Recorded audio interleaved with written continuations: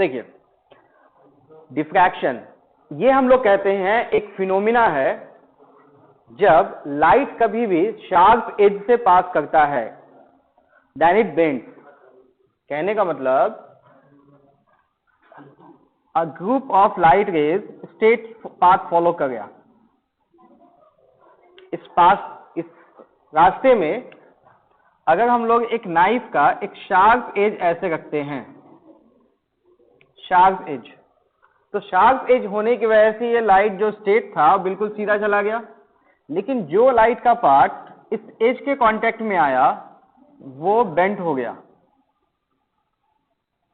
Bent हो गया मतलब थोड़ा स्प्रेड आउट हो गया। ये जो बेंडिंग ऑफ लाइट है इसी का नाम कहलाता है डिफ्रैक्शन। ठीक है, तो डेफिनेशन के according the phenomenon of bending of light when it passes through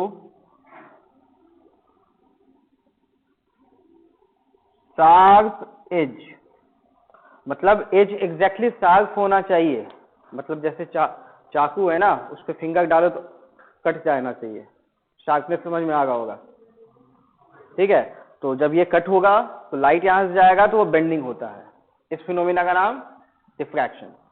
अब थोड़ा सा याद कीजिए, हम लोग पहले एक फिनोमिना पढ़े थे YDSC में, दो स्लिट में दो होल्स बनाते थे और एक सोर्स ऑफ लाइट था। ठीक है, तो हम लोग कहते थे सोर्स ऑफ लाइट से लाइट यहां इन दोनों होल्स पे गया और फिर यहां से लाइट को चारों तरफ फैलना था। इस फैलने का रीजन क्या था? हाइजन प्रिंसिपल ने बताया था, हाइजन ने अपने सेकंड प्रिंसिपल में, कि इस पॉइंट पे जब लाइट जाएगा it will behave like a secondary source, एक सेकेंडरी बल्ब जैसा बनेगा जिससे लाइट चारों तरफ फैलेगा। बट रियलिटी में बल्ब जैसा कुछ बन सकता है क्या? इट्स बियॉन्ड अंडरस्टैंडिंग कि नहीं, बट एक्सप्लेनेशन होगा तो इसलिए मानना पड़ा था। बाद में पता चला the actual phenomena is called diffraction. अब यहां देखो, इस होल का साइज हम लोग क्या लिए थे? बहुत छोटा लिए थे, कॉम्पेरेबल टू वेवलेंथ। तो बहुत छोटा साइज था, तो यहाँ पे होल जो होता है उसका शेप सर्कुलर लेते हैं। तो सर्कुलर शेप होने की वजह से क्या हो गया कि लाइट के लिए ये चारों साइड से एज मिले, तो ये लाइट यहां से सभी जगह से स्प्रेड आउट हुआ। तो ये लाइट जैसे एक पॉइंट से आया और ये चारों तरफ फैल गया, just like a secondary source. ठीक है, अगर हम लोग बस इस पे ध्यान दे कि हाइजन ने जो बोला था सेकेंडरी सोर्स, वो सही नहीं था, बट भावनाओं को समझे, सेकेंडरी सोर्स जैसा बोला मतलब लाइट स्प्रेड आउट हुआ, उस भावनाओं को समझेंगे तो लगेगा हाँ बंदा बोलना तो सही चाह रहा था, वर्ड गलत चुन लिया। तो actual phenomena is called diffraction. तो डिफ्रैक्शन में दो स्लिट वाली कहानी तो पढ़ ली हम लोग YDSC में। अभी हम लोग डिफ्रैक्शन में एक सिंगल स्लिट की कहानी पढ़ेंगे।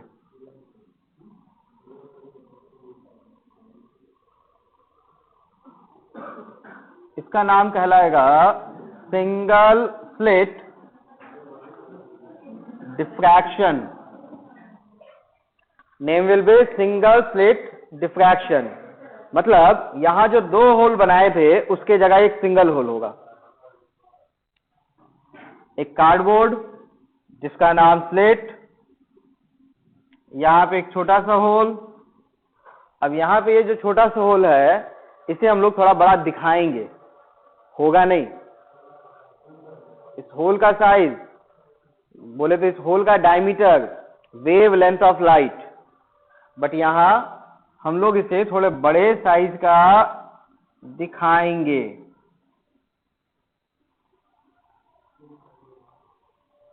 ठीक है, मतलब ये जो सिंगल होल है इसी को हम लोग इतना बड़ा दिखाया गया, और इसमें जो इसका विड्थ है इसका नाम कहलाएगा b। और YDSC में जो दो होल्स थे उसके बीच के डिस्टेंस का नाम था d। दोनों अलग अलग चीज है। d is the diameter of the slit. ठीक है, और यहाँ पे 2 स्लिट थे, डायमीटर नेग्लिजिबल लेते हैं जिसको कैलकुलेशन में नहीं लाते थे। दोनों होल्स के बीच का डिस्टेंस हम लोग लेते थे d। एक सिंगल होल, उसका डायमीटर b अलग है बिल्कुल, ठीक है ना। यहां पे बनेगा एक स्क्रीन, ठीक है नाउ। अब देखो इसका एग्जैक्ट मिडिल पॉइंट होगा, एक मिडिल पॉइंट से एक डॉटेड लाइन गया, पॉइंट का नाम O, जैसा सेंट्रल मैक्सिमा कहते थे बिल्कुल वैसा ही। अब देखो कहानी यहाँ क्या चलेगी। यहाँ पे आप कोई भी सोर्स ऑफ लाइट लेंगे, जैसे यहाँ पे आपने सोर्स ऑफ लाइट लिया था वैसे ही कोई सोर्स ऑफ लाइट ले सकते हो, या चाहो तो कह सकते हैं लाइट यहां से पैरेलली अंदर गया, पैरेलल, ठीक है। अब अगर ये होल का size wave length of light बोले तो लैम्डा के कॉम्पेरेबल है, बोले तो डायमीटर इज लैम्डा या 2 लैम्डा, कॉम्पेरेबल मीन्स ये, तो उस केस में जो एज है वहां पे डिफ्रैक्शन होगा, और डिफ्रैक्शन की वजह से लाइट सिर्फ एक जगह नहीं होके पूरे स्क्रीन पे फैल जाएगा, ठीक।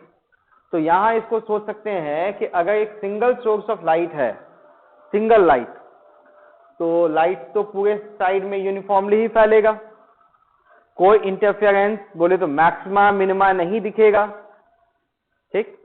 लेकिन अगर सोचने का तरीका थोड़ा बदले कि यहां से यहां तक के बीच में हम लोग के पॉसिबल पॉइंट्स कितने हैं, इनफाइनाइट, तो ऑल पॉइंट्स अगर बिहेव करता है just like secondary source, Huygens principle, तो यहां से सब लाइट निकला तो एक पॉइंट पे जो लाइट पहुंचेगा यहां से भी पहुंचा, यहां से भी पहुंचा, यहां से भी पहुंचा, बहुत जगह से पहुंचेगा, तो अलग अलग जगह से पहुंचेगा तो इंटरफेरेंस का फिनोमिना मिलेगा, कंस्ट्रक्टिव डिस्ट्रक्टिव भी मिलेगा।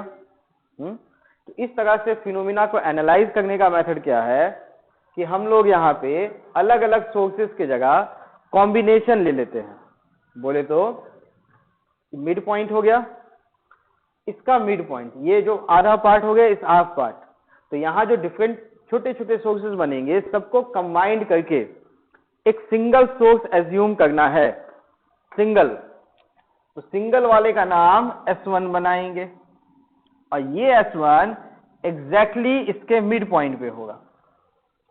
तो डिस्टेंस अगर ढूंढेंगे, total distance V, half distance B/2, mid point B/4, ये डिस्टेंस भी B/, बिल्कुल सही, तो ये डिस्टेंस B/4, और यहां भी इसके मिड पॉइंट पे एक दूसरा सोर्स बनाएंगे ना। ऐसा क्यों करना चाहते हैं, रीजन सिंपल है, YDSE में जो कैलकुलेशन किए हैं उस कैलकुलेशन का फायदा उठाना चाहते हैं, नहीं तो डिफरेंट बहुत सारे नए नए सोर्स आएंगे तो पता चला मैथमेटिक्स करते करते पूरा दिन निकल गया, फिर भी कुछ अंगूठा मिला हाथ में, आधा समझ में ही नहीं आया, ठीक है। तो इसके होल में बहुत सारे सोर्सेज होंगे, सबको कंबाइंड करके एक सिंगल सोर्स बनाएंगे, ठीक है। तो जो सिंगल सोर्स बनाएंगे उसके मिड पॉइंट का नाम S1, इसके मिड पॉइंट का नाम S2, मतलब सबका काम ये S2 किया, इसमें जितने सोर्स थे सबका काम S1 किया। अब YDSE का फंडा सोचो कि जैसे यहां पे था एक S1 S2 बनता था, उसके अकॉर्डिंग इंटरफेरेंस, सेम कहानी यहां पे पॉइंट P एनालाइज करना है, तो एक लाइट हम लोग S2 से P भेजेंगे, एक लाइट S1 से P, और ये डिस्टेंस पहले जैसा कैपिटल D जो बहुत बड़ा होगा B से, वही पुराना फंडा। अब यहां से एक परपेंडिकुलर लाइन ड्रॉ करना है जैसे YDSE में करते थे, एक्स्ट्रा पाथ लेंथ का फॉर्मूला, वहां पे d sin थीटा था, लेकिन ये बीच का गैप क्या हो गया, B/4 प्लस B/4 B/2, ये एंगल का नाम थीटा, तो this will be B/2 sin theta, just like YDSE। Middle से एक डॉटेड लाइन बना के फिर से पॉइंट पी को ज्वाइन करना है, तो ये एंगल थीटा है, तो ये एंगल वापस थीटा। ये बताइए डायग्राम में कोई कंफ्यूजन है? पहले डायग्राम बना लीजिए। डेफिनेशन तो लिख लिए होंगे।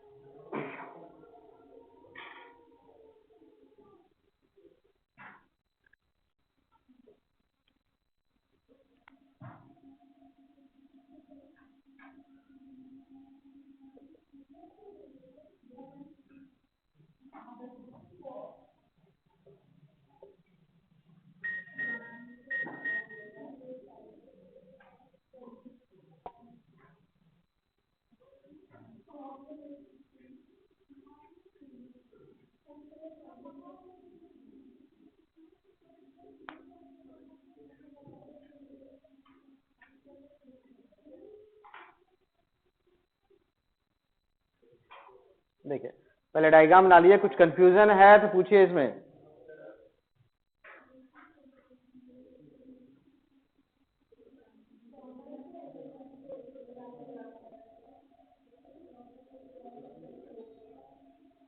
नोटेड? इसको मत लिखिएगा पहले, इसके बाद एक दो लाइन लिखेंगे, उसके बाद फिर यहाँ पे आएंगे। डायग्राम बन गया? चलो एक दो पॉइंट लिखिए। For single slit diffraction, for single slit diffraction, we consider the diameter of slit. We consider the diameter of slit to be small v. ऐसे में डबल एल नहीं लिखना है, सिर्फ ये भी लिखना है। टू बी, ये वाला B, small B, full stop. ना all the next point all the points on the whole of the slit, HOLE, on the whole of the slit behaves like secondary sources.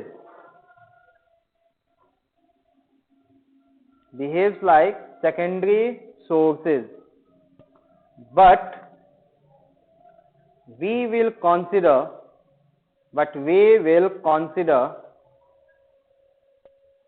the middle of the upper half as source S1, middle of the upper half as source S1 and middle of lower half as S2. Middle of upper half as S1 and middle of lower half as S2. S1 S2 समझ में आया? ठीक। Next point लिखिए। On screen we shall consider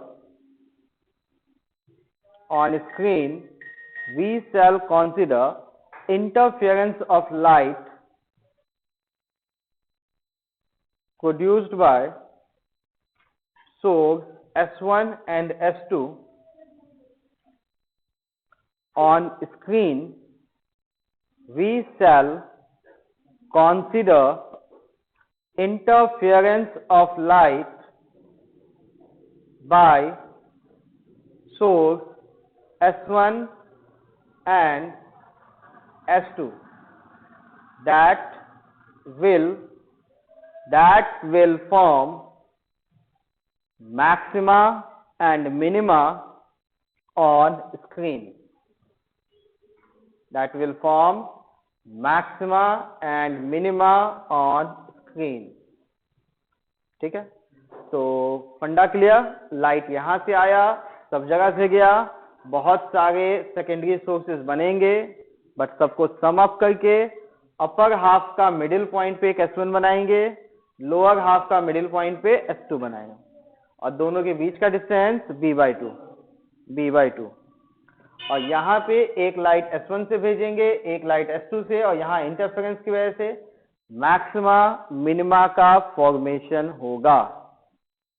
ठीक है, अब quite logic बताओ, point O पे, ये मिड पॉइंट था, पॉइंट O पे पाथ डिफरेंस का वैल्यू क्या मिलेगा? 0 मैक्सिमा, और यहां पाथ डिफरेंस 0, उस मैक्सिमा का नाम सेंट्रल मैक्सिमा। बिल्कुल सही। अब देखो फिनोमिना थोड़ा सा समझो पहले, हाँ, फिर बाद में कैलकुलेशन करेंगे। सेंट्रल मैक्सिमा में एक इंटेंसिटी होगा ना, YDSC में क्या था, इंटेंसिटी का वैल्यू लगभग सब जगह सेम था, लेकिन यहां पे इंटेंसिटी का वैल्यू जैसे जैसे हम लोग जाएंगे नीचे, that will keep on decreasing.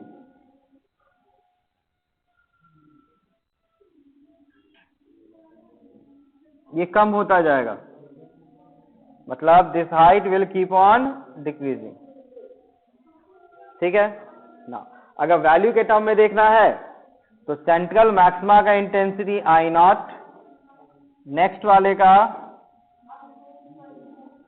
22, and that will keep on decreasing. ठीक है ना, एक और फिनोमिना दिखता है, हम लोग सब कैलकुलेट करके भी निकालेंगे।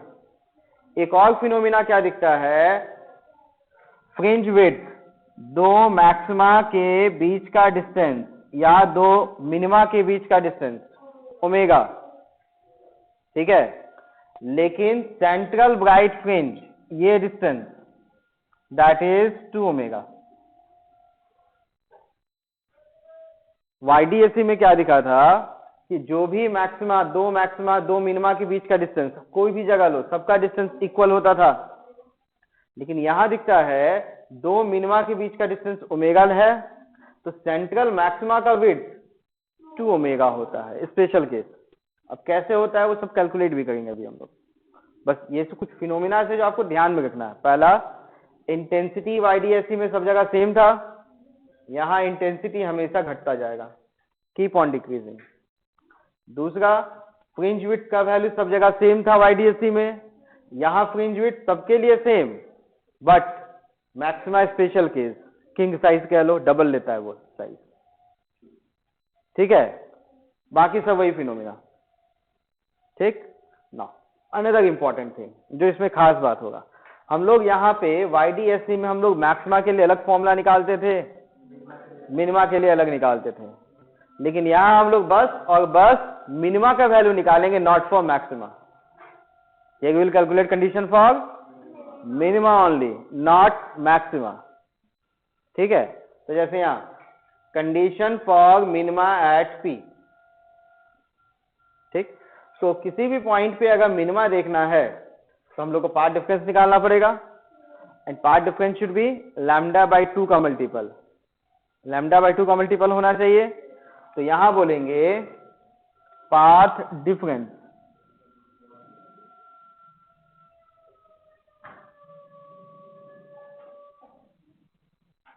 Del x.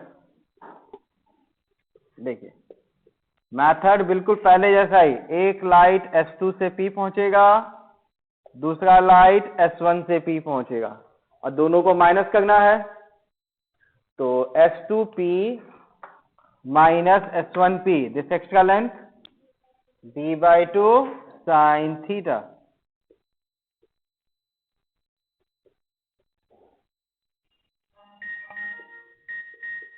डेल एक्स, और यहां पे हम लोग कंडीशन फॉर मिनिमा लेंगे, तो मिनिमा इज m टाइम्स λ/2, तो ये 2 cancel, we will get b sin theta equals m lambda.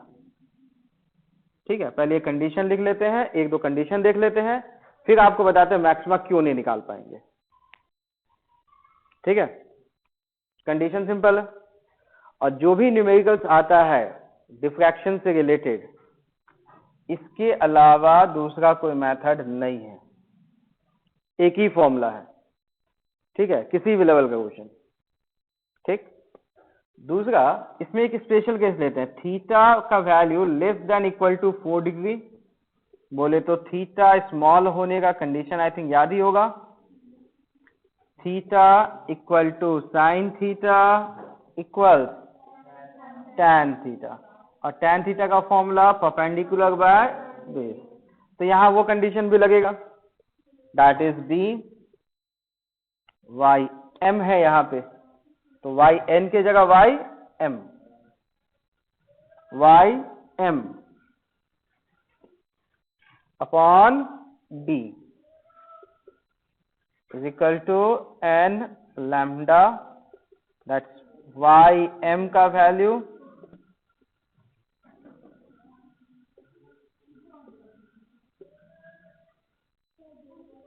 ये वैल्यू मिलेगा।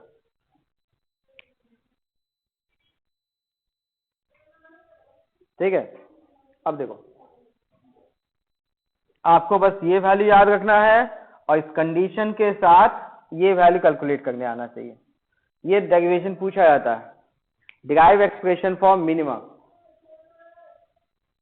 ठीक है ना, पहले हम लोग क्या करते हैं, बोर्ड में क्या क्या पूछा जाता है वो सब देख लेते हैं, फिर उसके बाद ऑफ द ट्रैक वाली चीजें जो नहीं पूछा जाता है उस पर थोड़ा सा आते हैं हम लोग। ठीक है, ताकि समझने में और आसानी हो जाए। पहले इसको नोट कीजिए।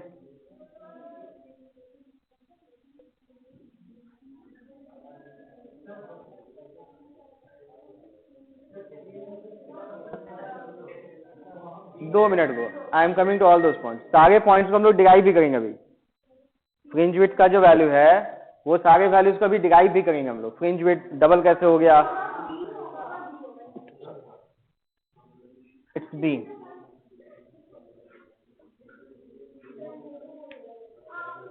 नोटेड। चलो यहां देखो, हटा दो इसको।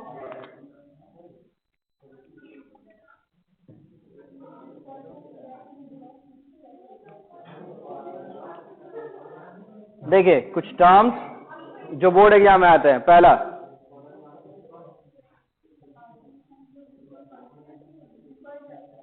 टोटल नंबर ऑफ मिनिमा, ये कैसे निकलेगा?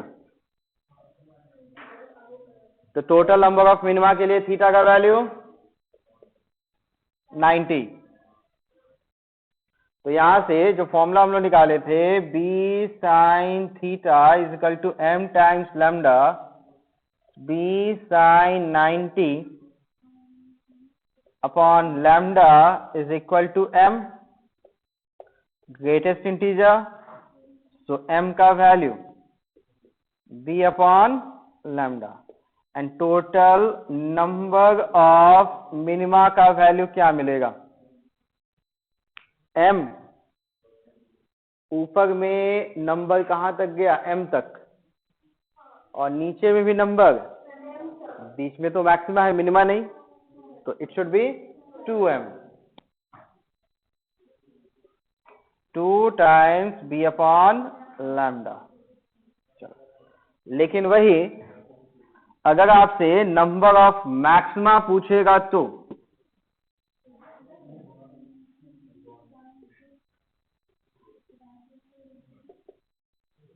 यहां हम लोग छोटा सा लॉजिक लगाएंगे, दो मिनिमा के बीच में एक मैक्सिमा तो आना पक्का है, तो जितने मिनिमा है उतने मैक्सिमा तो बनेंगे ही बनेंगे। ऊपर m नीचे m, 2m, बट एक्स्ट्रा एक मिडिल पे भी बनेगा, it should be 2m plus 1, 2b upon lambda plus 1।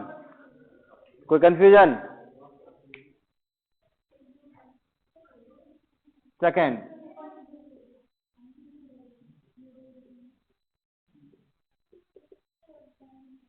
Fringe width omega. Fringe width का डेफिनेशन क्या था? बिल्कुल, distance between two consecutive maxima और टू कंसेक्यूटिव मिनिमा। तो general formula omega is equal to, जैसे वाई डी ऐसे में derive किए थे बिल्कुल भाई, यहाँ m है तो y m plus one minus y m, तो यहाँ m प्लस वन का फॉर्मूला डालेंगे तो m plus one lambda d by b minus m lambda d by b. जो y का फॉर्मूला निकाले थे, माइनस करने पे m cancel, lambda d upon b हो गया। अब central maxima,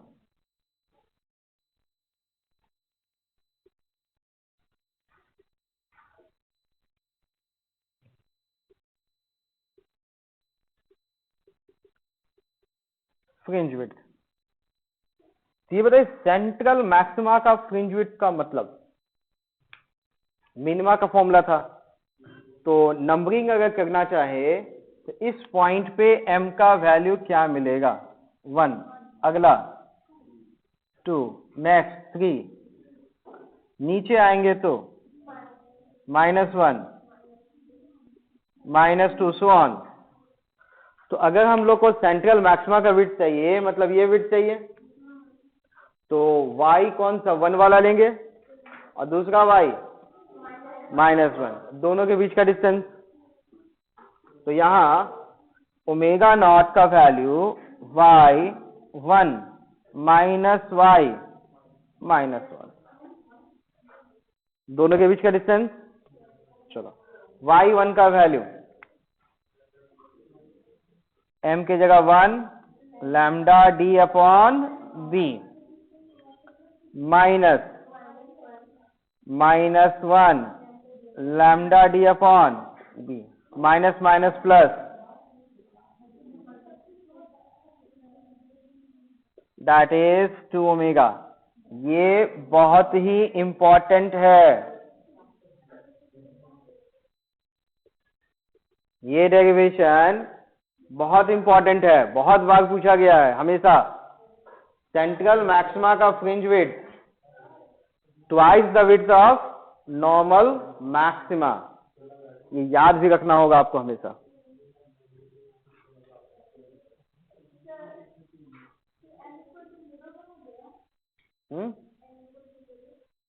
m equal to 0 मिलेगा क्या, मिनिमा। तो m इक्वल टू 0 मतलब अगर मिड पॉइंट देखते वहां तो मैक्सिमा बनता है, मिनिमा तो बनता ही नहीं है।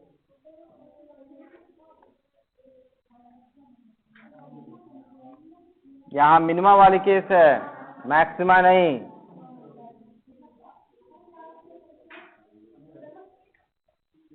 ठीक है, देखो next,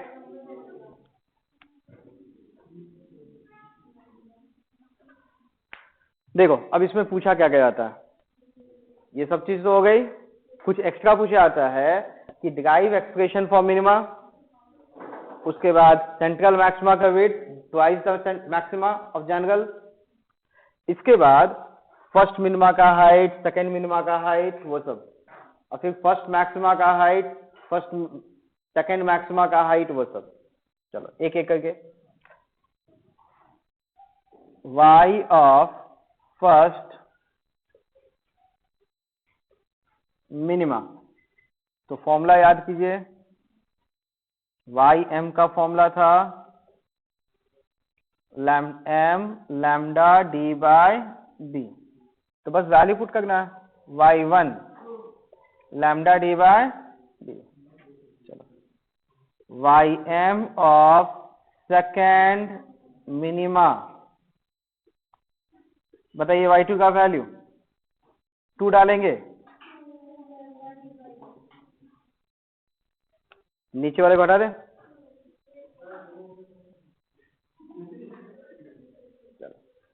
ym of second minima,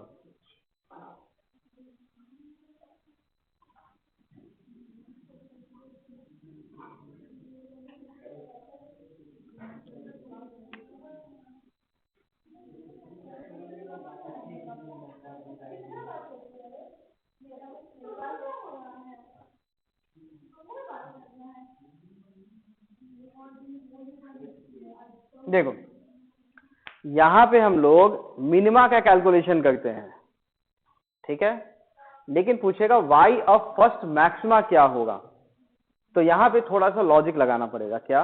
देखो, ये हो गया first minima, second minima, maxima कहाँ हो गया एग्जैक्ट? बीच में। तो अगर हम लोग दोनों का एवरेज निकाल ले तो मैक्सिमा। तो अगर हम लोग यहाँ y m मैक्सिमा पूछा गया तो ये होना चाहिए का y m plus y m plus 1/2, और ये y कौन सा है? मिनिमा का। ये फंडा लगा सकते हैं कि नहीं? एग्जैक्ट मिड पॉइंट होगा। तो मिनिमा का नंबर m, मिनिमा का number m plus 1 divided by 2, average distance mid point का। तो एग्जैक्टली यही फंडा लगाएंगे मैक्सिमा निकालना है तो। ठीक है, तो यहां से कैलकुलेशन चालू करते हैं। y1 maxima, y m lambda, y1 है 1 lambda capital D by B, plus second वाले का 2 lambda capital D by B whole divided by 2। So it is 3/2 lambda D upon.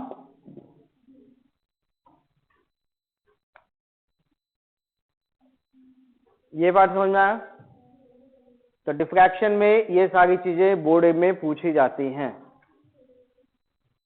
I think points clear.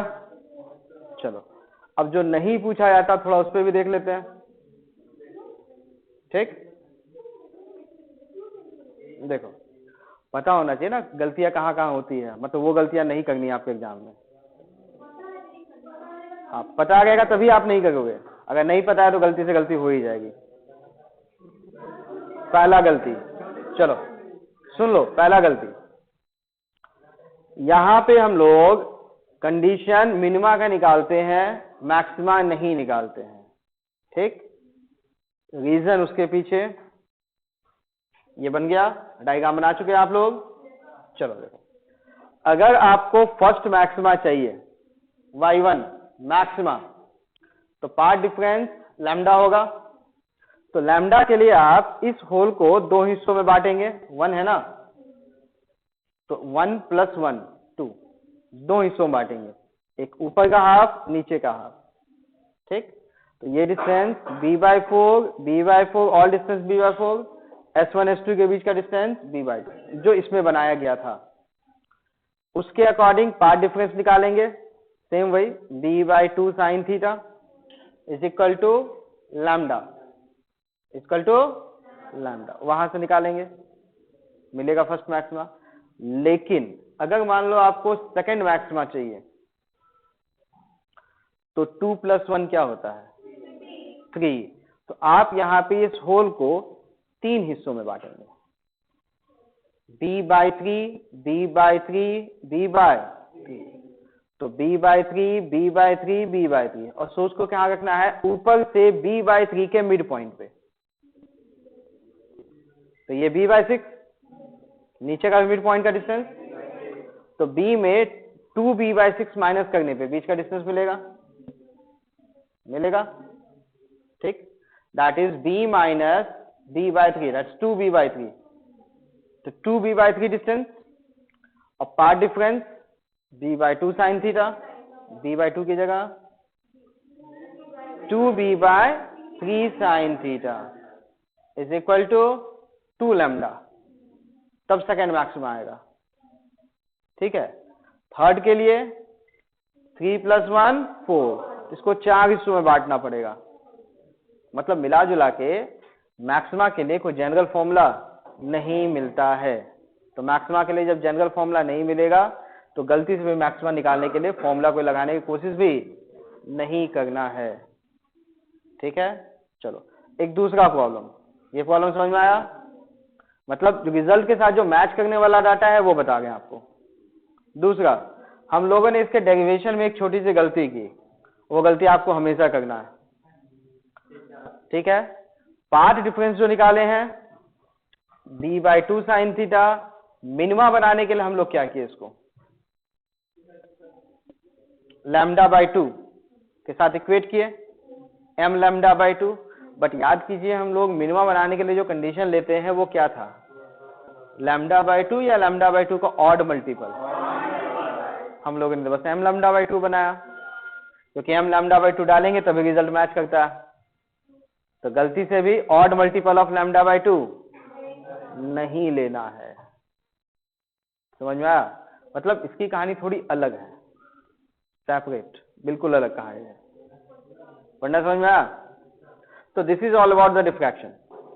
कोई भी question पूछेगा, एक ही formula है minima का, that's b/2 sin theta is equal to m λ/2, that's b sin theta is equal to m λ।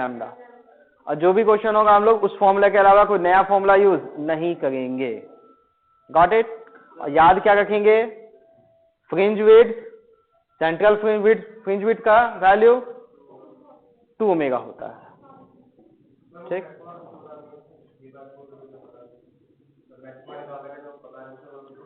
आप maxima निकालने के लिए क्या करेंगे, जो फ्रिंज विड्थ है, जैसे यहां b है, ठीक है, इस b को आप कौन से नंबर का निकालना चाहते हैं मैक्सिमा, पहले वो ढूंढेंगे। जैसे यहां आपको 5th मैक्सिमा निकालना है, ठीक है, तो 5 + 1 6, ठीक है, तो इस होल को आप 6 हिस्सों में बांटेंगे, b/6 b/6 b/6। तो ये पहला b/6 होगा उसके मिड पॉइंट पे सोर्स, तो इसका ऊपर से डिस्टेंस b/12, नीचे वाले का भी डिस्टेंस तो b में से b/12 + b/12 that's 2b/12 minus करेंगे, तो s1 s2 के बीच का डिस्टेंस मिलेगा 5b/6। अब उसके अकॉर्डिंग 5b/6 sin थीटा, उसके बाद कौन से नंबर का निकाले, 5वां मैक्सिमा इक्वल टू 5 लैम्डा। ठीक है, 5 लैम्डा मैक्सिमा निकाल गए थे ना, ठीक है, तो उसके अकॉर्डिंग वैल्यू निकालेंगे।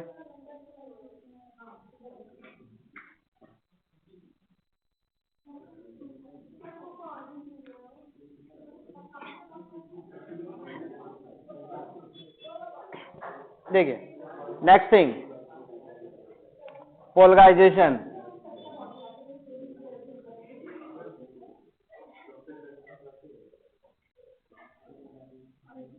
देखिए ये टॉपिक सीबीएसई बोर्ड के सिलेबस में नहीं है, तो डेरिवेशन करने की कोई जरूरत नहीं, इंपॉर्टेंट पॉइंट सीखो, क्वेश्चंस कैसे आते हैं, सॉल्व कैसे होते हैं वो सीखना है।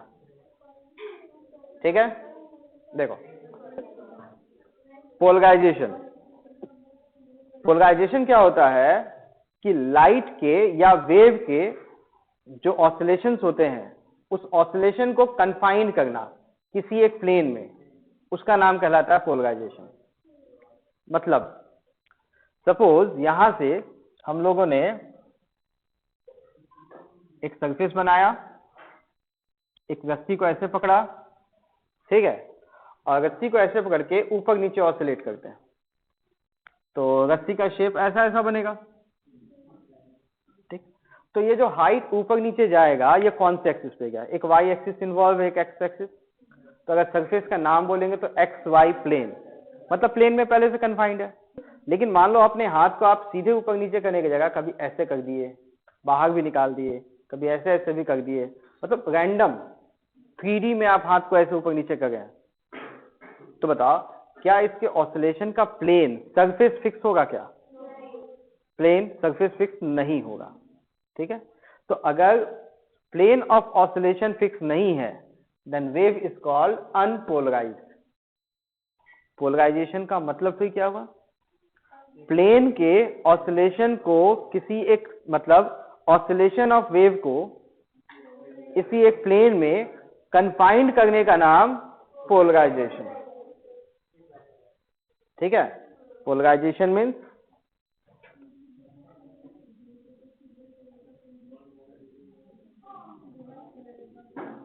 confining oscillation of wave on a fixed plane. बताओ पोलराइजेशन का मीनिंग समझ में आ गया? चलो, यहां सबसे बड़ा इश्यू है कैसे कन्फाइन किया जाए। ठीक, जैसे रस्सी वाले केस में एक सिंपल सा तरीका है कि यहां पे आप क्या कर लो, एक छोटा सा कार्डबोर्ड लगा लो,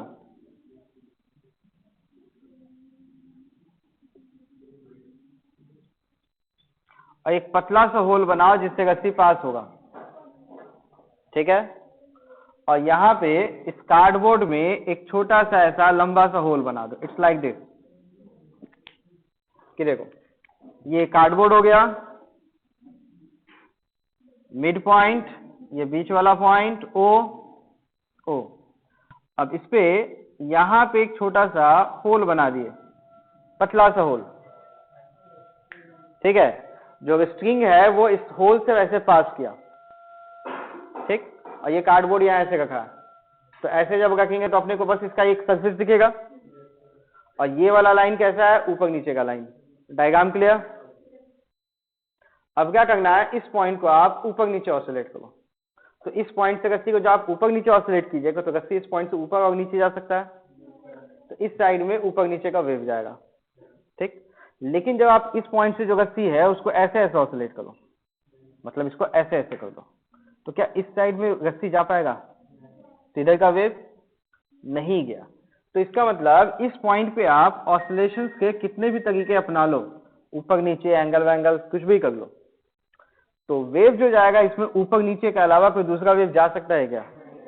नहीं। तो यहां ये कंफर्म हो गया कि इस साइड से जो वेव निकलेगा उसका plane of oscillation Y X या एक्स वाई ही होगा। ठीक, अब बोलेंगे ठीक है ऐसे किए तो बिल्कुल नहीं गया, लेकिन मान लो ऐसे किए तो इसका जो कंपोनेंट होगा वाई में वो जाएगा, और पूरा वाई के तो कंप्लीट वेव गया, एंगल पे के तो उसका कंपोनेंट वाई वाला गया, और इस डायरेक्शन में ऑसिलेट किए तो वाई कंपोनेंट 0, इसलिए कुछ भी नहीं गया। तो स्ट्रिंग के केस में, रस्सी के केस में एक कार्डबोर्ड लगा के आप वेव को पोलराइज कर सकते हो। ठीक, but the problem is light wave में कैसे कोई कार्डबोर्ड लगा है, और लाइट वेव तो बहुत फाइन भी हो, तो मतलब बहुत इतना कह लो, मतलब कार्डबोर्ड से हम लोग करेंगे तो सब तरह का वेव तो पास ही हो जाएगा, कितना भी छोटा होल बना लो, होल यहां काम नहीं करता है। ठीक है, तो हम लोग को तो पढ़ना था लाइट वेव के बारे में, वेव ऑप्टिक्स, इससे तो मतलब था भी नहीं। तो अगर हम लोग लाइट के बारे में जब स्पेशल देखते हैं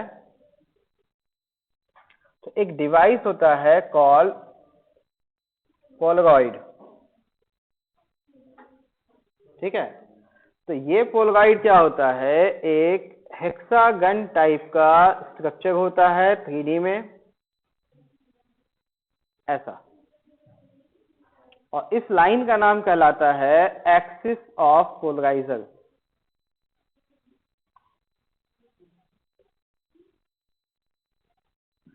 ठीक है, पोलराइड का ही नाम पोलराइजर भी कहते हैं, एक्सिस ऑफ पोलराइजर। अब इस पोलराइजर नाम का जो डिवाइस है इसका एक प्रॉपर्टी है।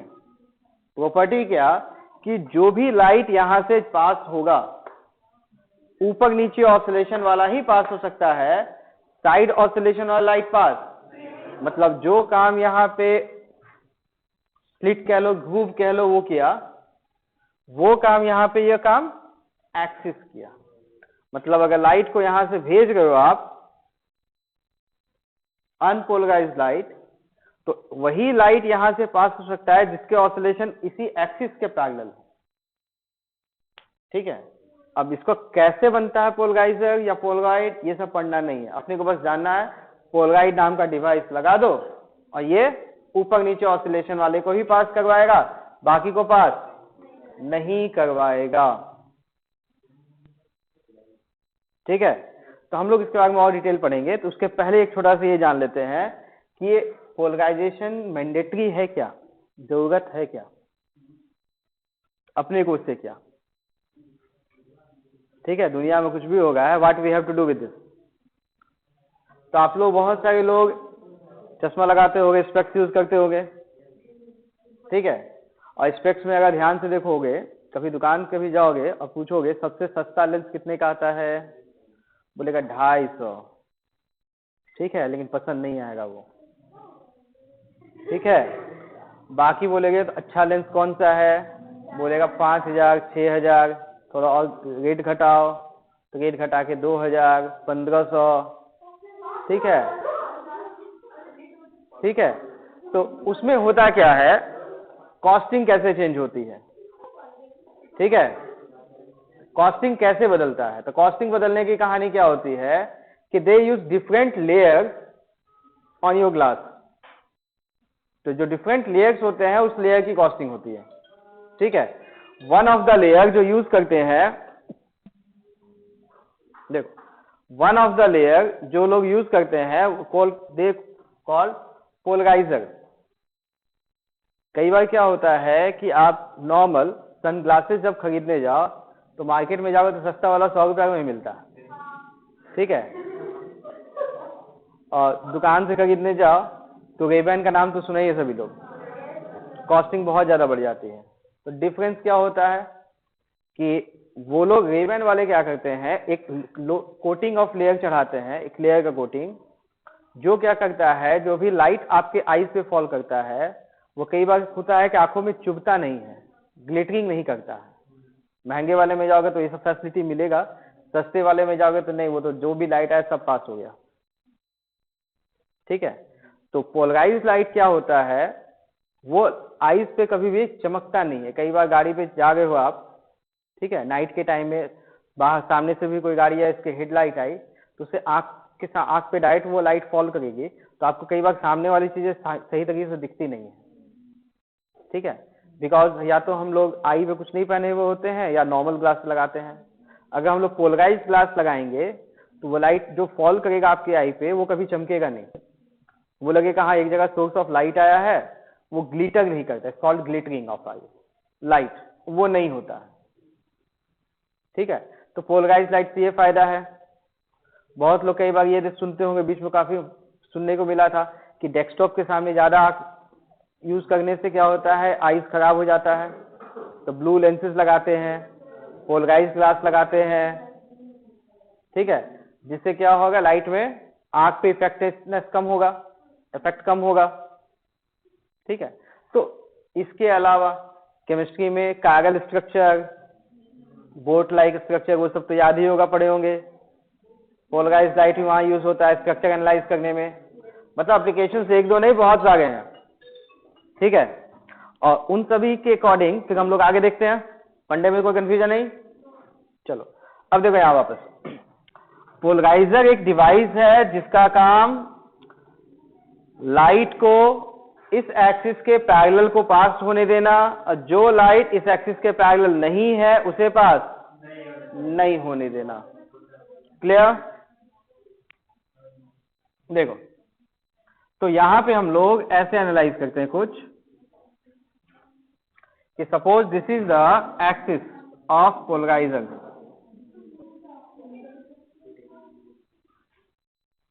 And this is the line of wave. तो यहां पे हम लोग एक डॉट बनाते हैं, डॉट का मतलब वेव पार्टिकल्स का ऑसिलेशन अंदर बाहर है, ठीक है, और इस लाइन का मतलब ऑसिलेशन ऊपर नीचे है, ऊपर नीचे है। तो मतलब एक ही जगह पे डॉट और लाइन है, इसका मतलब जो लाइट यहां से ऐसे जाएगा वो इधर भी ऑसिलेट किया, और तो पोलराइज या अनपोलराइज, अनपोलराइज, दोनों दिखाने का मतलब अनपोलराइज,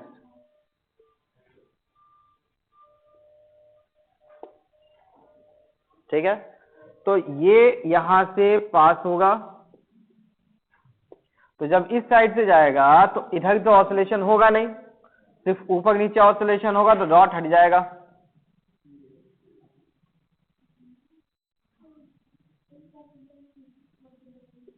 पोलराइज लाइट, ठीक है। ये डायग्राम बना लीजिए और लिखिए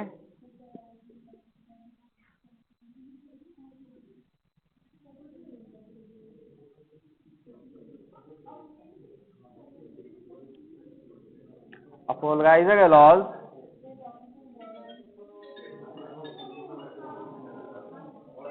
only those lights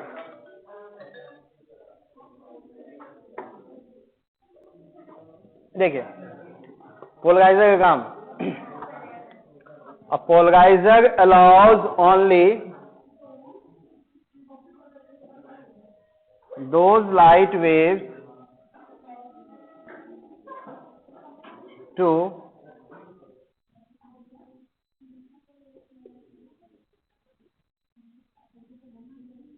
pass through it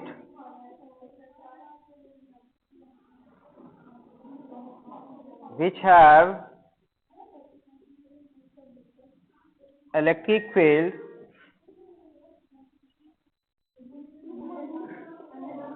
parallel to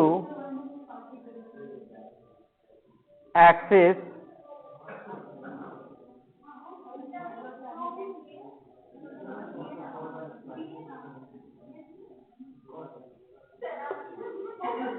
of polarizer।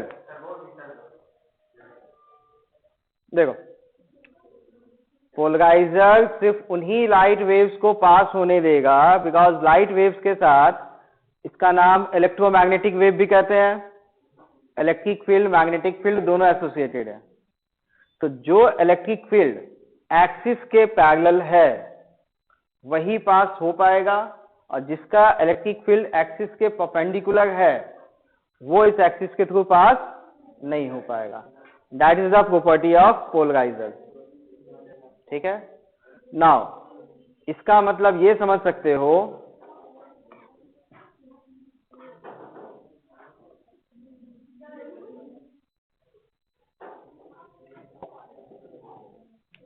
बात नहीं, देखो इसका मीनिंग ये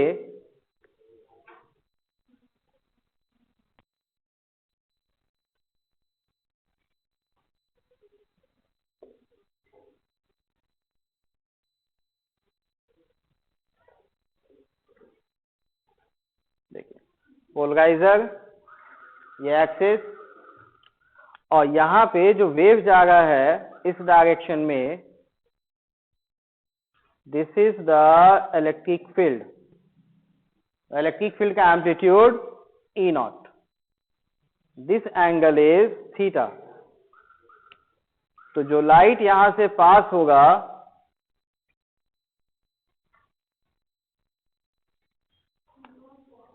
उसके इलेक्ट्रिक फील्ड का वैल्यू जो इस डायरेक्शन में होगा that will be E naught cos theta. दूसरा कंपोनेंट पास नहीं होगा। ठीक है, दैट्स ई नॉट, यहां पे ई नॉट कॉस थीटा। और इसका नाम हम लोग एम्पलीट्यूड ऑफ इलेक्ट्रिक फील्ड भी कह सकते हैं। दैट्स इलेक्ट्रिक फील्ड का सबसे बड़ा वैल्यू ई नॉट था लेकिन यहां पास होने वाला ई नॉट कॉस थीटा, मतलब इलेक्ट्रिक फील्ड और एक्सिस के बीच का एंगल थीटा है। तो अब यहां पे देखो इससे एक और बेनिफिट क्या है, इंटेंसिटी के बारे में हम लोग यहां से कुछ कंक्लूजन निकाल सकते हैं। पहले नोट कीजिए इसको।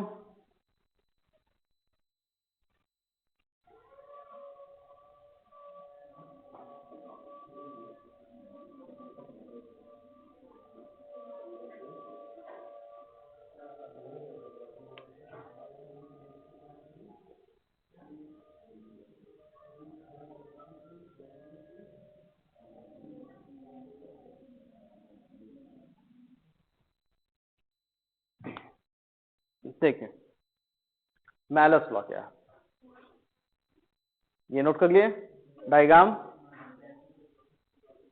पहले वो डायग्राम नोट कीजिए।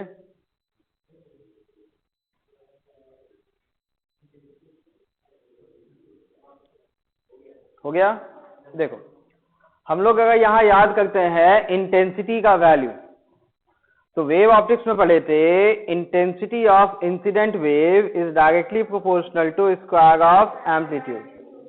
तो यह एम्पलीट्यूड ई नॉट है, so I naught is proportional to E naught square. Amplitude E है, ई नॉट है, लेकिन यहां जो इंटेंसिटी मिलेगा इसका amplitude E naught cos theta है, ई नॉट कॉस थीटा का स्क्वायर होना चाहिए। तो यहां पे हम लोग सिंप्लीफाई कर सकते हैं, जो नया इंटेंसिटी होगा that is E naught square की जगह I naught cos square theta. तो ये जो फॉर्मूला है इंटेंसिटी का, I equal to I not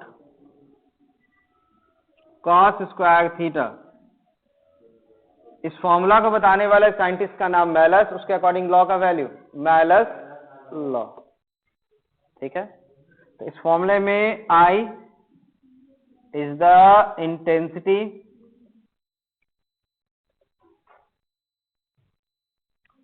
obtained after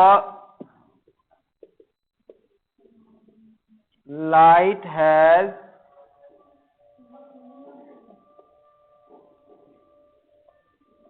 passed through polarizer I naught incident intensity, मतलब जो लाइट आएगा उसका इंटेंसिटी आई नॉट, पोलराइजर के बाद वाले का इंटेंसिटी आई।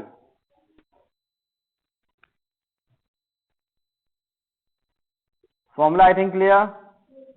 चलो अब definition, what is malleus law.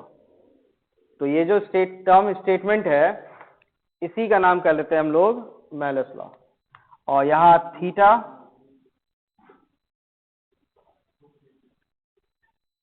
Angle between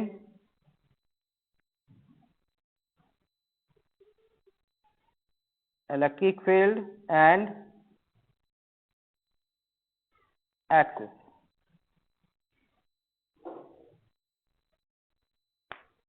formula में तो कोई दिक्कत नहीं। तो स्टेटमेंट क्या होता है, डायरेक्ट इसी फॉर्मूला को वर्ड में एक्सप्रेस करना।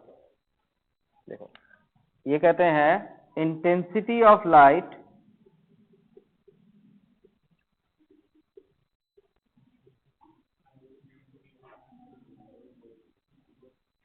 obtained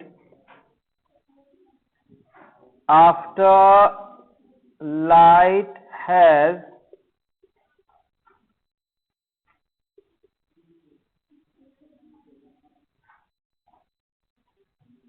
passed through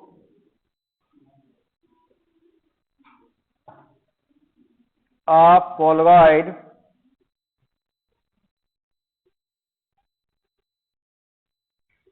is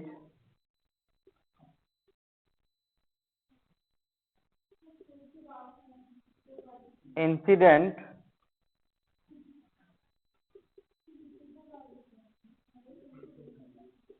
क्या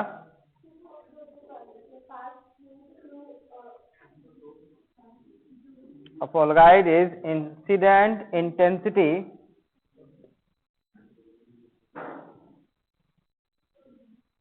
times square of cosine of angle between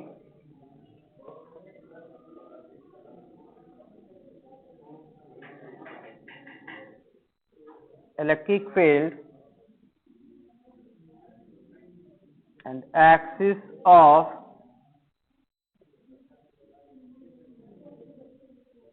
polarizer। देखिए ये कहलाएगा statement for the malleus law.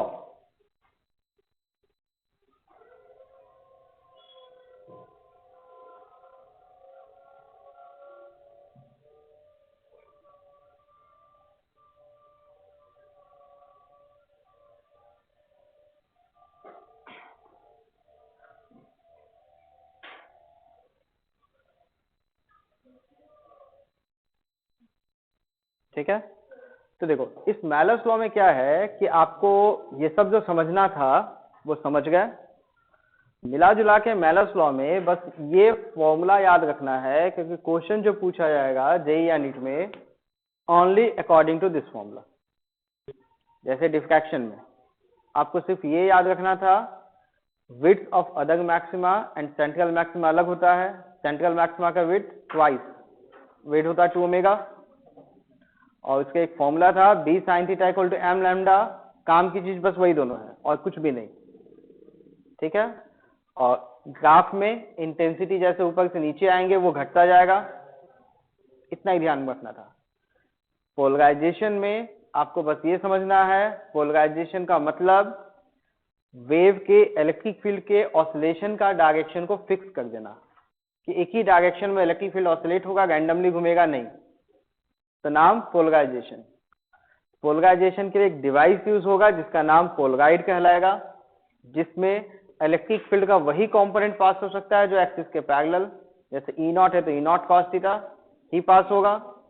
उसी तरह से इंटेंसिटी का फॉर्मूला, जो final intensity that I naught cos square theta, theta is the angle between electric field and axis. इतना ही चीज ध्यान में रखना है, ठीक है। अब बोर्ड नहीं है तो ये सब कहानी उतना याद रखने की भी जरूरत नहीं है, बोर्ड में है ही नहीं है सिलेबस में। अब क्वेश्चंस पे आते हैं।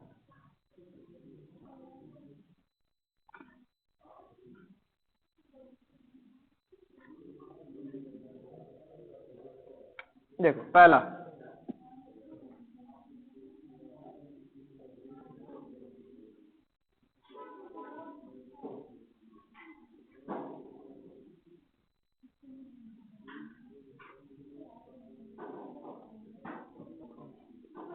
आई नॉट,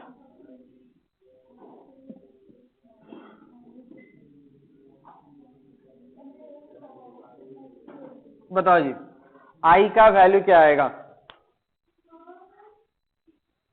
आई नॉट गिवन है, दिस इज आई, ऐसा है, आई का वैल्यू क्या आएगा?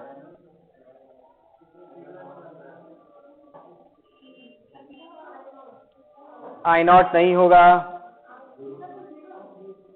जीरो भी नहीं। चलो पहले पहचानो, ये लाइट पोलराइज्ड है या अनपोलराइज्ड? अनपोलराइज्ड। अनपोलराइज्ड पहचानने का तरीका, ये लाइन जिस डायरेक्शन में वेव गया, इलेक्ट्रिक फील्ड जैसे मान लो ऊपर है, this is the direction of wave, electric field ऊपर है, तो इलेक्ट्रिक फील्ड का लाइन कभी इधर है, कभी ऐसे घूम रहा है, ऐसे चारों तरफ घूम रहा है, कभी ऊपर है, कभी इधर है, कभी इधर है, डायरेक्शन को फिक्स, अनपोलराइज्ड, ठीक है। लेकिन इससे जो पास होगा वो लाइट पोलराइज्ड, तो इसके इंटेंसिटी का value in terms of I naught. I think meaning clear question का। चलो हम लोगों को फॉर्मूला क्या पता है, I naught cos square theta, theta is the angle between electric field and axis. तो ये बताओ, अगर इस लाइन का नाम एक्सिस है तो जो इलेक्ट्रिक फील्ड पैरेलल है वो तो पास हुआ, लेकिन जिसका एंगल थीटा है उसके लिए तो ये फॉर्मूला, ठीक। लेकिन क्या थीटा फिक्स है? नहीं, किसी का एंगल 15 है, किसी का 30 है, किसी का 90 है, किसी का 120 है। तो हम लोग को तो एक लाइट का इंटेंसिटी चाहिए कि सबका चाहिए एवरेज? एवरेज। तो यहाँ जो इंटेंसिटी होगा I naught cos square theta 1, cos square theta 2, cos square theta 3, सबका एवरेज चाहिए। तो ये जो इंटेंसिटी मिलना चाहिए था, इसका फॉर्मूला होना चाहिए था आई नॉट एवरेज वैल्यू ऑफ, थोड़ा सा याद कीजिए, हम लोग 2-3 चैप्टर्स पहले एक टॉपिक पढ़े थे alternating current, AC, sine square theta cos square theta का एवरेज निकाले थे, दैट वाज 1/2। सेम फंडा यहाँ लगा सकते हैं, कॉस स्क्वायर थीटा का average value 1/2, so intensity will be I naught by 2। फंडा क्लियर? चलो सेकेंड,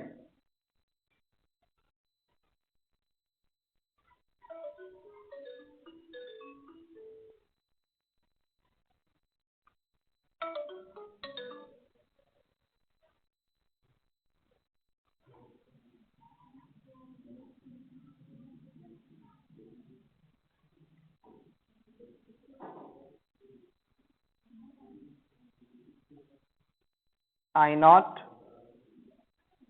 first polarized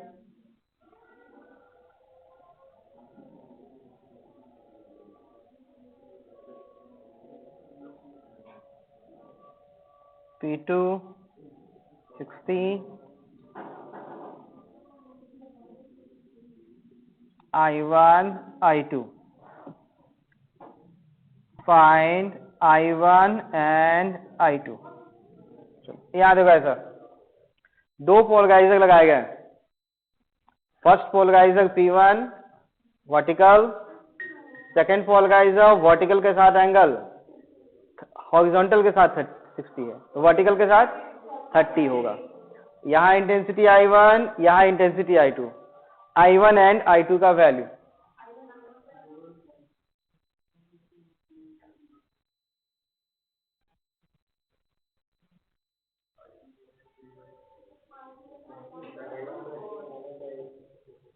I1 का वैल्यू तो फिक्स है पहले ऐसा, I0/2, I2 का value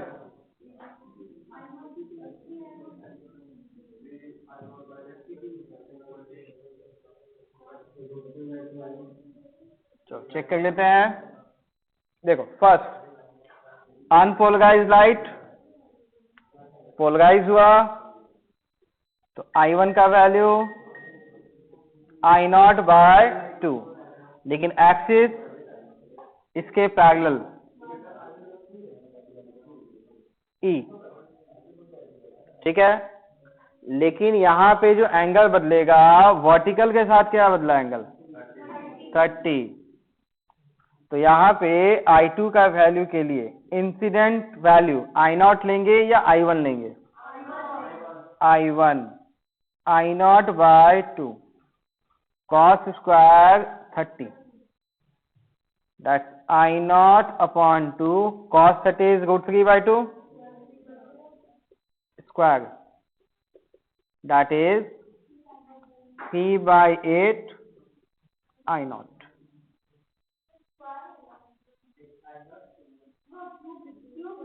sorry square √3 square 3, 4 into 2 8, ठीक है।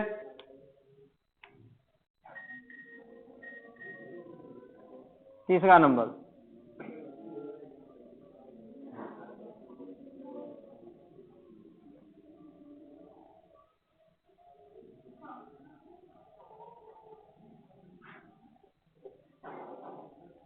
I0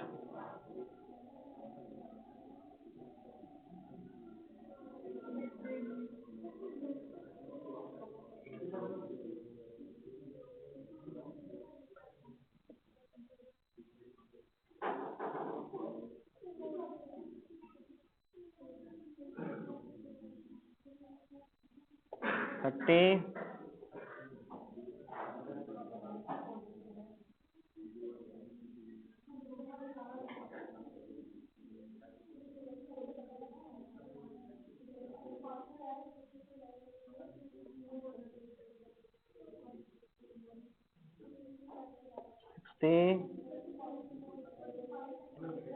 I1 I2 I3। देखो यहाँ पे तीन polarizer P1 P2 and P3, find I1 I2 and I3, इन तीनों का वैल्यू कैलकुलेट करना है, I1 I2 एंड I3 का वैल्यू।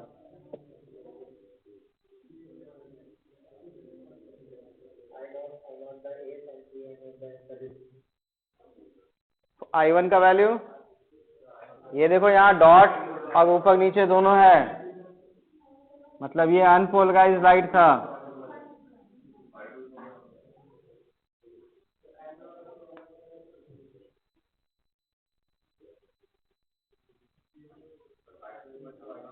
चलो ये बताओ I1 का वैल्यू I0/2, अनपोलराइज से पोलराइज हुआ, एक्सिस इधर, angle 60, I0/2 cos square 60, cos 60 1/2, I0/8, I3 is I0/8 cos 60 1/2 का स्क्वायर 1/4 और ये 2 मिलके 8। I3 के लिए इंसिडेंट I2 है I0/8 cos स्क्वायर ये 60 है तो बचा हुआ एंगल 30, cos स्क्वायर 30, √3/2 का square I0/8 √3/2 square, that is 3I0, 4 into 8 32। इस टाइप के क्वेश्चन आते हैं इसमें। सॉरी, I2,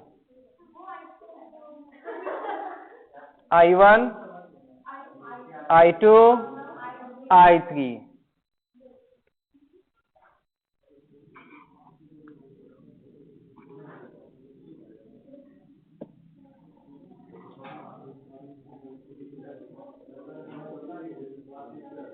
ना देखिए, पोलराइजेशन में छोटा सा एक दो चीज और बचे हुए हैं। पहला कि पोलराइजेशन क्या होता है वो समझ गए, पोलराइजेशन के लिए पोलराइड्स का यूज भी समझ गए। अब लास्टली हम लोग देखते हैं different methods of polarization, methods of polarization. One method, application of polaroid, जो हम लोग देख चुके हैं। पोलराइड का यूज करके हम लोग पोलराइज कर सकते हैं लाइट को। सेकेंड,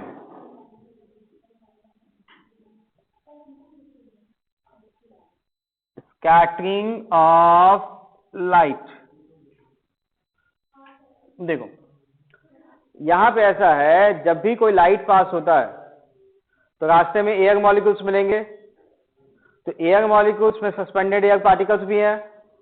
तो लाइट जब सस्पेंडेड एयर पार्टिकल से स्ट्राइक करता है तो स्ट्राइक करने के बाद थोड़ा सा भटकेगा, लाइट का पाथ बदलेगा, फोटोन का पाथ बदलेगा। Sometimes the scattered light is found to be polarized. मतलब लाइट, जैसे यहां से कहीं से लाइट आए, बल्ब से लाइट निकला, एक सिंगल रास्ते में ट्रेवल किया, अनपोलराइज्ड लाइट था, एयर मॉलिक्यूल से स्ट्राइक किया, तो आप ऑब्जर्वेशन करते जाओ, किसी एक डायरेक्शन में by luckily you may find some polarized light. ठीक है, लकीली कहने का मतलब एयर मॉलिक्यूल्स में स्ट्राइक करने की वजह से light got scattered. Scattered light कभी कभी पोलराइज्ड मिलता है। ठीक है, कभी कभी, ऐसा नहीं कि मैं यहां से लाइट भेजूं और मुझे इस पॉइंट पे पोलराइज लाइट चाहिए और स्कैटरिंग वैसा हो कि इसी पॉइंट पे मिलेगा। If I am lucky, 1-2 lakh बार करूंगा, शायद यहां पे मिल जाए। ठीक है, लकी नहीं है तो करते जाओ, शायद कभी मुलाकात हो। Got it? तो यहां पे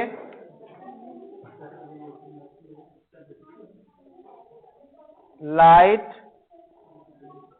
when scattered by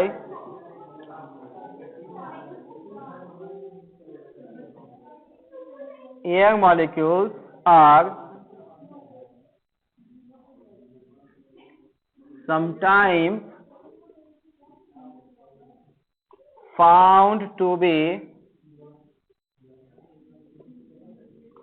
polarized। देखो कभी कभी ये पोलराइज्ड मिलता है।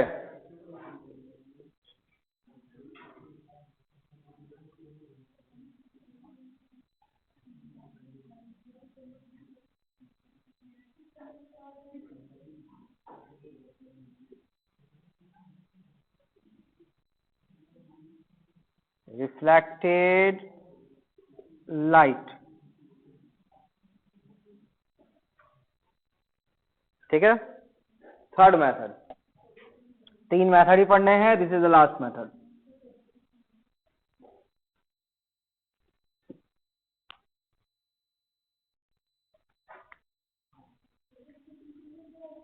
μ1 μ2, 2 अलग अलग मीडियम, एक लाइट अंदर आएगा, एंगल ऑफ इंसिडेंस आई, इसके साथ ये सिंबल बनाया गया है। मतलब ये लाइट पोलराइज है या अनपोलराइज? अनपोलराइज, बिल्कुल सही। तो रिफ्रैक्शन हुआ तो लाइट यहां चला गया, इसके साथ भी ये सिंबल, इसका नाम इंसिडेंट लाइट,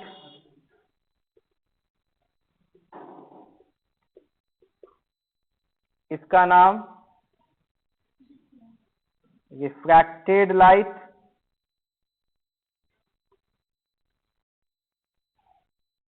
तो बस ये पहले बताओ कि यहां से जो लाइट होगा, एक इंसिडेंट एक रिफ्रैक्टेड, क्या साइमल्टेनियसली एक साथ क्या अपने को एक रिफ्लेक्टेड लाइट मिलेगा या नहीं?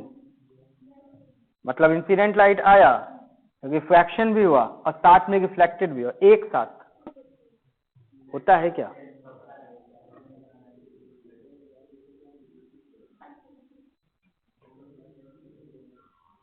हम लोगों ने सीखा क्या था, अगर मिरर होगा, प्लेन मिरर, तो जो लाइट आया सबके सब रिफ्लेक्ट, नीचे जाने वाला कोई भी नहीं, ठीक।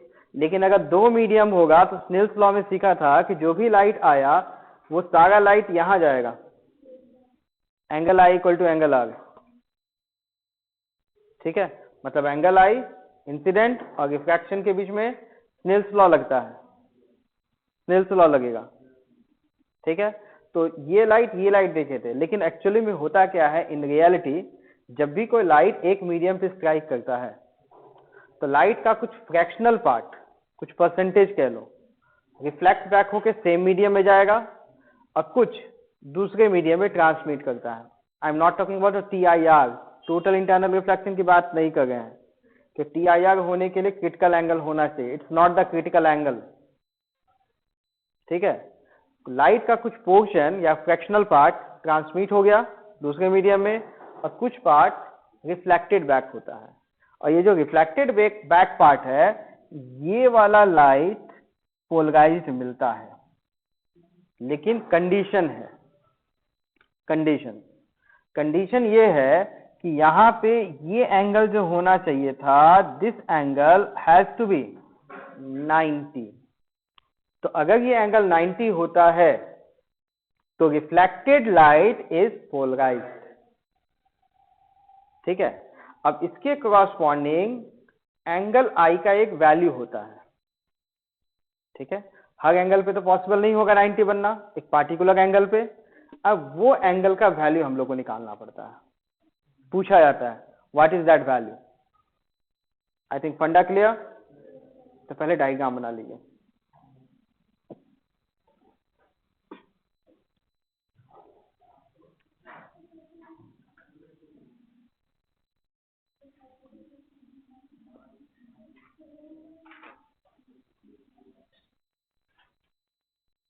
हो गया,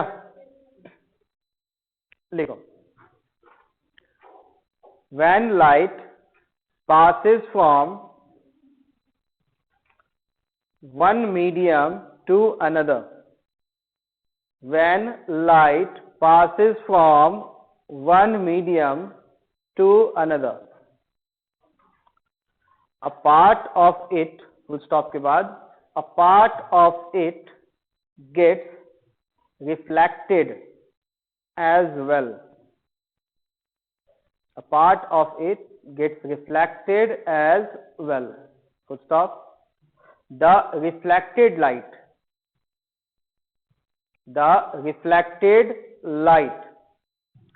is found to be polarized.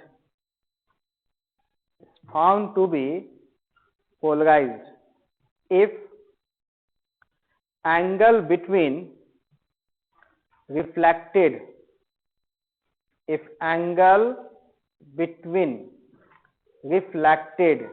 and refracted, angle between reflected and refracted ray या light is 90, full stop. The angle of incidence is called Brevister's angle. ये Brevister's angle, ठीक है। और जो फॉर्मूला मिलेगा उस फॉर्मूले का नाम ब्रेविस्टर्स लॉ। नाम में कोई कंफ्यूजन नहीं। एनसीईआरटी से इस बार हटा दिया गया। ठीक है, चलो अब देखो यहाँ सिंपल सी कहानी है, वैल्यू निकालना है। तो ये देखो, ये एंगल आई होगा, इसका नाम आर। तो बताओ ये एंगल क्या मिलेगा, I, and this angle is 90 minus I, और यहां से ये एंगल 90 माइनस आर। तो इन दोनों के बीच का एंगल क्या होना चाहिए था, 90। तो यहां पे 90 minus I plus 90 minus R is equal to 90। तो एक 90 cancel, we get I plus R equal to 90, that's R equal to 90 minus I। R और I में रिलेशन मिल गया। अब इस पॉइंट पे स्नेल्स लॉ लगाना है बस।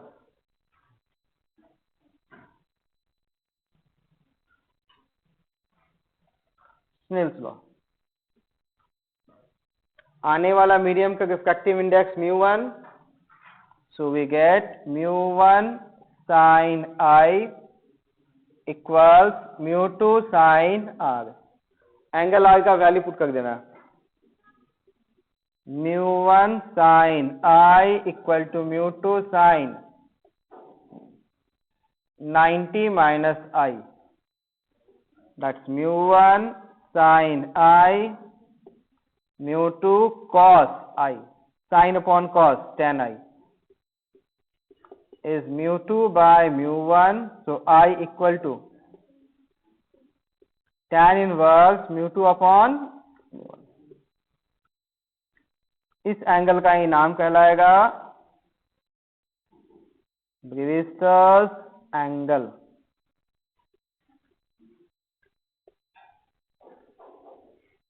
इसका नाम कहलाएगा ब्रीविस्टर्स एंगल। इसमें क्वेश्चन आएगा, सीधे सीधे आपको म्यू दिया जाएगा, μ1 μ2 दिया जाएगा, आपको सीधा पूछा जाएगा व्हाट इज द ब्रीविस्टर्स एंगल। या डेफिनेशन के अकॉर्डिंग बोलेगा एक लाइट यहां से आया, रिफ्लेक्टेड लाइट पोलराइज्ड है, तो पोलराइज्ड होने के लिए एंगल ऑफ इंसिडेंस क्या होगा, μ1 μ2 गिवन होगा। ठीक है, तो यहां से बस आपको पहचानना है कौन सा वैल्यू सही।